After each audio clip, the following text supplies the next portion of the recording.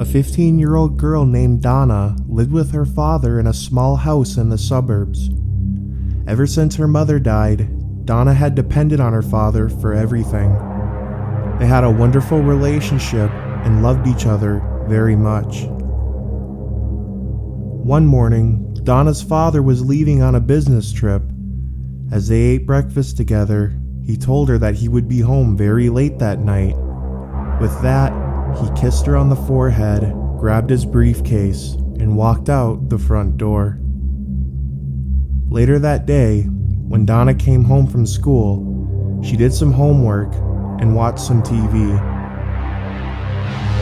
By midnight, her father had still not returned, so she just decided to go to bed. That night, she had a dream. She found herself standing on the edge of a busy highway, cars and trucks whizzing by at an alarming rate. She looked across the highway and saw her father standing on the other side.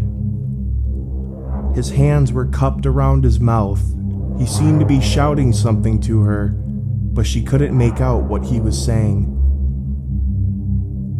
As the traffic whizzed by, she strained to hear. Her father's eyes were sad. He seemed to be desperately trying to communicate something to her. She could barely make out the words, "Don't open the door." Suddenly, Donna was awoken from her dream by a strange tapping noise. Tap, tap, tap. Then somebody began to ring the doorbell downstairs. Ring, ring, ring. She scrambled out of bed and put on her slippers. Then, dressed only in her nightgown, she ran downstairs and went to the front door. Looking through the peephole, she saw her father's face outside. He was staring right at her. The doorbell kept ringing insistently. "Okay, hold on, I'm coming," she shouted. She pulled back the deadbolt and was about to unlatch the door when she stopped.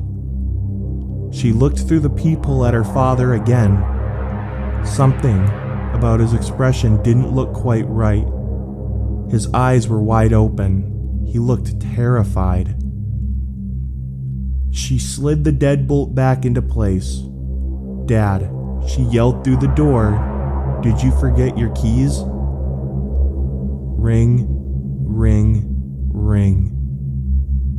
"Dad, answer me." Ring, ring, ring.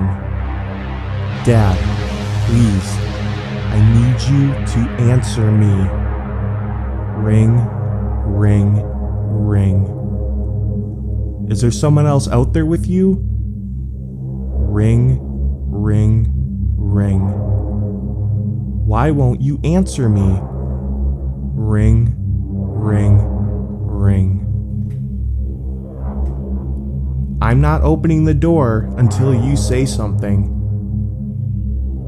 The doorbell kept ringing and ringing, but for some reason, her father refused to answer her desperate cries.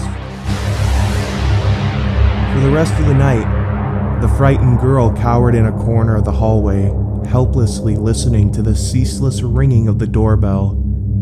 It seemed to go on for hours. Eventually, she fell into an uneasy sleep. At dawn, she woke up and realized that everything was quiet. She crept over to the door, looked through the peephole again. Her father was still there, staring at her. She cautiously opened the door and was confronted with a sight that filled her with unimaginable horror. Her father's severed head was hanging from a nail above the door. There was a note attached to the doorbell in crude, scrawled handwriting. It read, "Clever girl."